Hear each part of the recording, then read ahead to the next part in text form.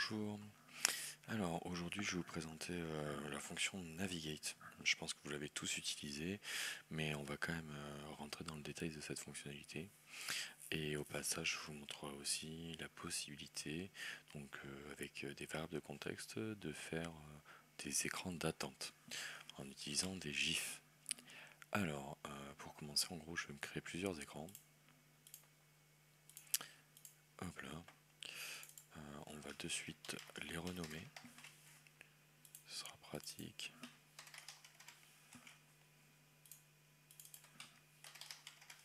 Et l'écran 2. Dans chacun de ces écrans, on va créer des boutons.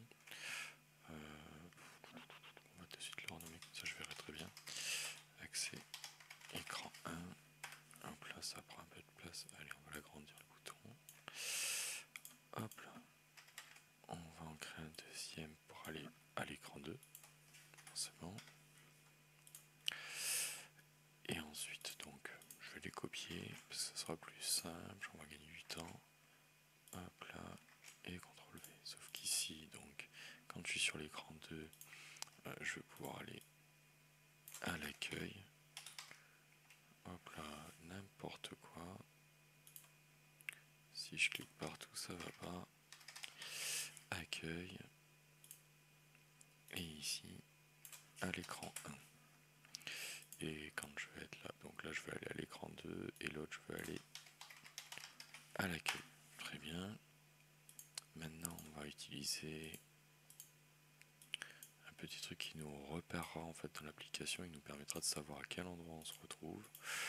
On va mettre ça en Arial, on va mettre ça en 25, que ce soit assez gros. Et on va mettre même en grand. Et ici vous avez une fonctionnalité dans l'appli qui s'appelle app ActiveScreen, et là on peut directement récupérer son nom, le nom de l'écran. Donc par rapport à comment vous aurez nommé votre écran sur la partie de gauche, vous aurez directement un nom. Donc si je reprends cette partie là, que je la mets là, je vais avoir marqué écran 1 et là écran 2. Donc ça va me permettre de suite de voir dans quel écran je me situe, et c'est plutôt pas mal. Donc la fonction Navigate, bon, elle n'est pas très difficile, vous avez la possibilité donc de la taper rapidement, Navigate, et en fait ici, dès que vous allez ouvrir la parenthèse, on va vous proposer les écrans que vous avez dans votre partie de gauche ici, dans l'arborescence. Donc moi depuis l'accueil, donc là je suis sur l'écran, sur le bouton de l'écran 1, donc je vais mettre écran 1, et on a la possibilité de lui mettre une transition. Donc à vous de choisir. Moi je mets une estompation en fait, c'est-à-dire que l'écran s'estompe pour arriver au second et ainsi de suite. Et là derrière, vous avez la possibilité de rajouter une variable de contexte. Bon, pour ceux qui ont utilisé les variables de contexte, vous allez de suite comprendre à quoi ça peut servir. Pour ceux qui l'ont jamais fait, ça va vous permettre de faire naviguer en fait une variable qui sera valable que dans l'écran suivant. C'est-à-dire que quand on va arriver dans l'écran 1, cette variable ne fonctionnera que dans l'écran 1 et pas dans l'écran 2. Voilà. Donc on va s'imaginer ça et on va mettre que ça c'est notre variable écran 1 du coup. Et cette variable écran 1, on va lui donner en gros... alors on peut mettre du booléen, mais on pourrait très bien lui donner du texte. Moi je vais faire avec du booléen là, parce que c'est plus simple. Donc true, false, enfin c'est vous qui voyez. C'est comme ça que ça va fonctionner. Et on va s'imaginer, donc en gros, je vais copier ça pour l'écran 2. Hop là. Et que par contre, donc pour l'écran 2, ce sera ça. Ok, donc écran 1, écran 2. Si je vais dans l'écran 1, ici, on pourrait peut-être définir en fait que le fond d'écran, d'accord, en fonction de la variable justement écran 1, et bien il va prendre une couleur ou pas. Donc on va faire avec, moi j'utilise pas mal les switches, c'est pas mal comme fonctionnement. Donc écran 1, je ne sais pas si vous voyez la particularité qu'il y a par rapport à d'habitude, c'est-à-dire qu'une variable normalement est en bleu ciel, voire turquoise, et par contre une variable de contexte se retrouve dans un bleu un peu plus proche du bleu roi, on va dire. Allez, je suis pas très très fort en couleur, donc on va pas non plus chercher à la petite bête. Donc on va lui dire que si c'est true, point virgule, on pourrait lui donner peut-être Est-ce que ça marche? Gray, comment il écrit? Ouais, comme ça. En gris. Et par exemple, si c'est false, virgule, on va la laisser en white. Hop là, et ferme. Alors, est-ce que c'est vraiment visible à l'écran? C'est ce que je suis en train de me dire. Peut-être que le gris, c'est pas forcément un très très bon truc. On va utiliser ouais, bleu, ça va pas trancher avec le reste. Black. Ah oui, mais le problème c'est que black, on va avoir un souci sur cette partie-là. Ok, mais on va faire ça.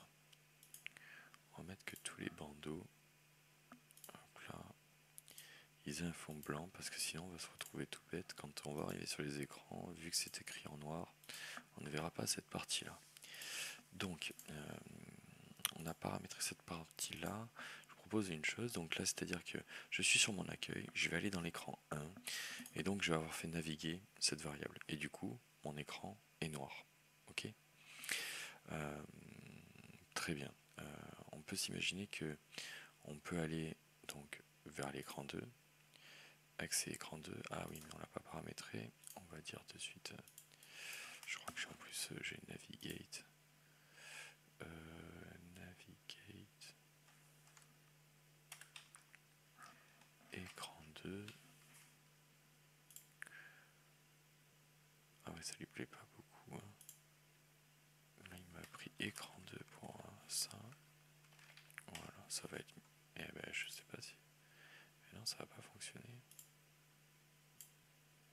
Pour le coup, c'est assez étrange. Là, il me prend bien ça.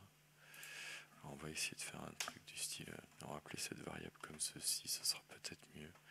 Parce qu'on va se trouver peut-être embêté par la suite.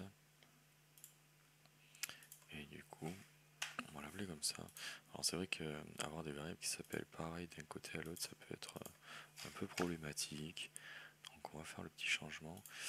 Donc là je vais récupérer ça pour quand même aller sur l'écran 2. CTRL V. Et là on va lui dire que par rapport à la variable écran 2, quand elle est vraie, on va la mettre en noir aussi, donc on arriverait depuis cet écran-là, et sinon elle sera à false. Ok, très bien. Ici, du coup, on va lui mettre un navigate. Ah oui, non, je ne l'ai plus. Navigate. Donc là, on va aller sur l'écran 1. Point virgule. Bon. Ah, par contre, c'est vrai que là, du coup, ma variable est toujours existante. Je vais peut-être juste faire ça. Ok. Est-ce que là, ça va peut-être être mieux? On devrait peut-être faire tous les navigates. Après, après, on pourra mieux y voir. Là, pour le coup, ça peut être perturbant. Point virgule. Juste allez, un fade et on peut fermer parce que vous n'êtes pas obligé d'utiliser cette variable de contexte. Hein. Je vous le rappelle de suite quand même parce que pour le coup, certaines personnes pourraient être perdues. Et là, par contre, tac, tac, tac, tac, tac. Donc, je vais aller vers l'écran 2 et donc on va lui dire que elle passe à true. Ou alors, non.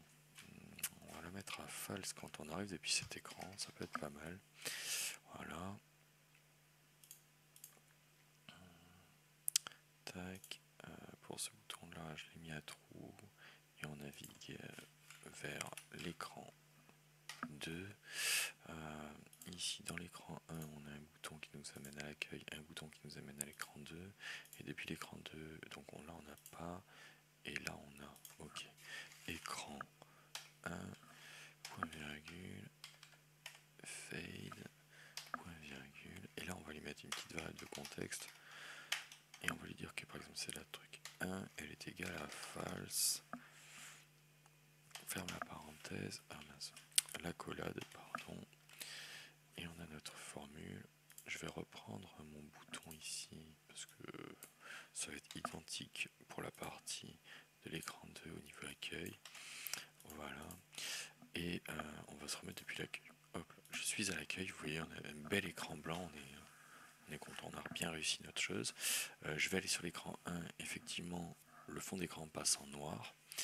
Je vais aller sur l'écran 2, mais il repasse en blanc, puisque c'est comme ceci. Je vais revenir à l'accueil. Si je vais à l'écran 2 en passant par là, je vais le faire devenir noir. Et l'écran 1, je peux le refaire devenir blanc depuis cet accueil-là. En fait, ça peut permettre, dans certains cas, d'avoir une navigation entre les écrans et de permettre d'avoir un fil conducteur. De savoir que on est arrivé sur ces écrans-là comme ceci et pas comme cela. Donc là, pour le coup, je vous ai fait avec des couleurs pour essayer d'expliciter au maximum ce principe de couleur et de changement. À vous de vous imaginer les rôles sur lesquels ça pourrait être utile chez vous. On peut s'imaginer aussi que forcément cette variable, en étant un trou, elle puisse faire afficher des contrôles sur un autre écran par exemple. Donc on pourrait reprendre notre écran 1 ici, on va y ajouter une image, comme je vous parlais tout à l'heure, de faire un fond d'écran. On peut s'imaginer ça, enfin un fond d'écran, un écran d'attente, et en fait on va ajouter une image. Donc pour le coup j'ajoute ceci, ah oui mais non, je l'avais déjà mis, donc elle doit être là, très bien. Donc on a ce petit truc. Je vous invite à y choisir peut-être une couleur de fond dans certains cas quand vous voulez cacher peut-être les contrôles aux personnes pour justement avoir un écran d'accueil, un écran d'attente, ou justement ça vous permettre d'avoir le temps que ça charge plusieurs collections ou que ça rafraîchisse vos données. Voilà, vous allez mettre en place ceci. Donc pour le coup, là je pourrais très bien lui dire que le visible il est basé sur écran underscore 1. Ok. Et par contre, je vais faire un petit truc pour pouvoir en sortir, parce que sinon je pourrais pas en sortir. Quand je clique dessus, et là vous reprenez update contexte, parce que c'est vraiment du update contexte. On reprend écran 1 et on va le passer à false, parce que sinon on ne pourra pas quitter. Ok. Je reviens sur l'accueil et je refais la manip. Donc je vais aller accéder à l'écran 1. Et forcément, comme ma variable écran 1, enfin ma variable de contexte écran 1 est égale à true, donc à vrai, quand je vais arriver là-bas, normalement je devrais avoir un GIF d'attente qui va apparaître. Effectivement. À partir de là, normalement, si vous avez vu, j'avais mis un update contexte sur la fonction onSelect de cette partie-là, et si je clique, cette partie-là disparaît. Donc vous vous retrouvez directement avec une visu très intéressante. Qui va vous permettre de vous basculer dans différents écrans et peut-être de faire patienter les personnes entre les différentes phases. Vous pouvez les caler justement avec des principes de rafraîchissement, où tant qu'il rafraîchit, et bien en fait vous aurez un update contexte qui va lancer vos différentes fonctions entre cet update contexte de démarrage, où en gros il mettrait cette variable à vrai, donc à true. Vous avez vos étapes, vos différentes fonctionnalités, et à la fin, vous remettez votre update contexte, mais par contre là vous lui dites à false. Ce qui va se passer, c'est que il va se lancer à true pour mettre en place votre écran d'attente, et une fois que l'écran d'attente est en place, vous allez pouvoir rebasculer sur la visu complète de votre application et du coup d'estomper ou de cacher votre écran d'attente avec le update contexte qui passera à false. Voilà. Donc je vous laisse faire tous les tests que vous souhaitez. J'espère que cette fonction Navigate n'a plus de secret pour vous maintenant et qu'elle vous permettra de mettre en place des fonctionnalités pour naviguer entre différents écrans, et que du coup vous avez aussi pu comprendre, enfin revoir la fonction switch avec bien sûr les différents paramétrages. Là pour le coup moi j'ai deux choix, donc le true, le false, et du coup les valeurs qui seront en face. Donc pour l'écran d'accueil, enfin l'écran d'attente, rien de bien particulier, si ce n'est que avec un GIF vous aurez quelque chose qui bouge comme on a dans quasiment toutes les applications, et qui permet de faire un peu un écran d'attente vivant, on va dire.